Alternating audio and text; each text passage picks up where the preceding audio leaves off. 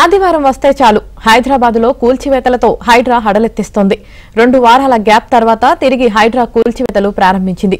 ఇవాళ 3 చోట్ల హైడ్రా కూల్చివేతలు చేపట్టింది. కూకట్పల్లి, నల్లచెరువు, సంగారెడ్డి జిల్లాలోని అమీర్పూర్, కృష్ణారెడ్డిపేటలో అక్రమ నిర్మాణాలు, కూల్చివేతలు కొనసాగుతున్నాయి. భారీ పోలీస్ బందోబస్తు మధ్య కూల్చివేతలు జరుగుతున్నాయి.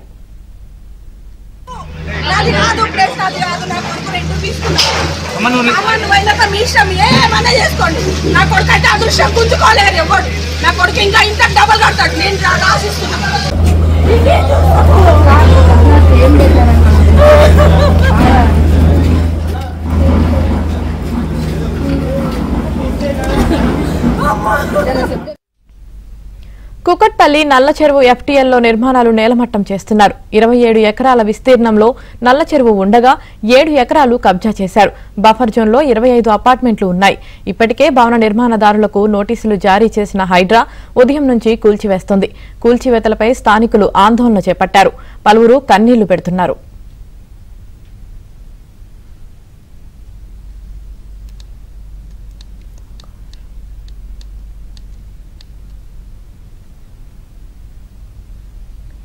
హైదరాబాద్ లో కూల్చివేతలతో హైడ్రా హడలెత్తిస్తుంది. 2 వారాల గ్యాప్ తర్వాత తిరిగి హైడ్రా కూల్చివేతలు ప్రారంభించింది. దీనికి సంబంధించి పూర్తి సమాచారం మా ప్రతినిధి నుమాన్ లైవ్ లో అందిస్తారు. నుమాన్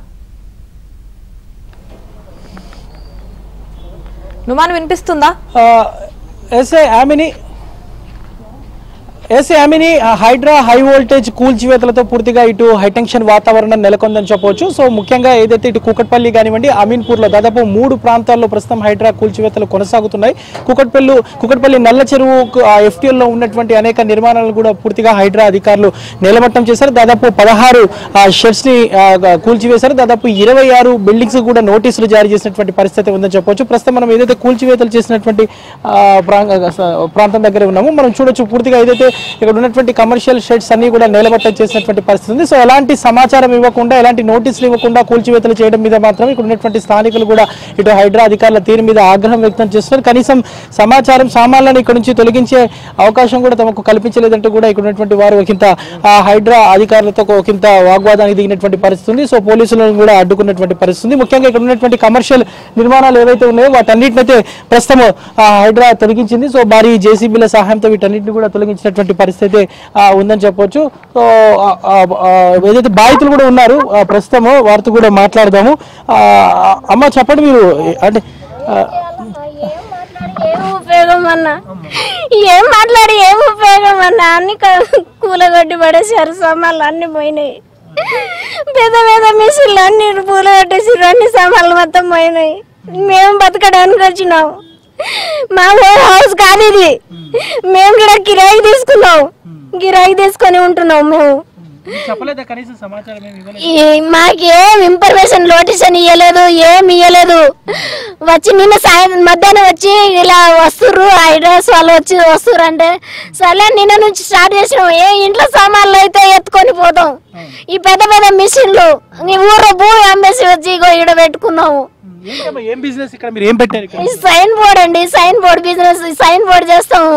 షాపింగ్ మాల్లో బోర్డ్స్ ఉంటాయి కదా, అవి చేస్తాం. UV printing machine, router machine, plotter అన్ని పోయినాయండి. 2 మిషన్లు తీసి పక్క పెట్టిర్రు. 2 మిషన్. ఆ మిషన్ కూడా కాలు పోలీసు వాళ్ళ కాలు పట్టుకున్నానండి. పోలీసు వాళ్ళ కాలు పట్టుకున్నా. ఒక్క మిషన్ బయటకు వచ్చింది, 2 మిషన్లు బయటకు వచ్చింది. మాకే తోసుకొస్తుర్రు, బయట లాక్కొస్తుర్రు, మాకే లాక్కొస్తుర్రు బయట. ఒక గంట టైం ఇరని కాళ్ళ పడ్డాము. 1 గంట కూడా టైం ఇవ్వలేవు. 10 మంది వర్కర్స్ పెట్టుకున్నాము ఇదంతా తీయడానికని.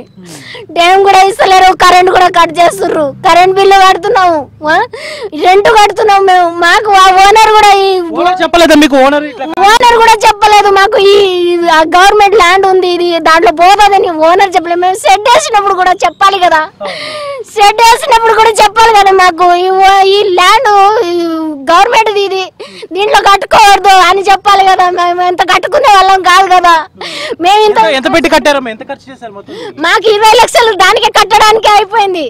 20 లక్షలు దానికే అయింది. 1 కోటి రూపాయల మిషన్లు మేము అప్పు తీసి ఊర్లో భూమి అమ్మేసినాం. భూమి అమ్మేసి 4 పిల్లలు ఉన్నారు, మాకు 3 ఆడపిల్లలు, ఒక బాబు.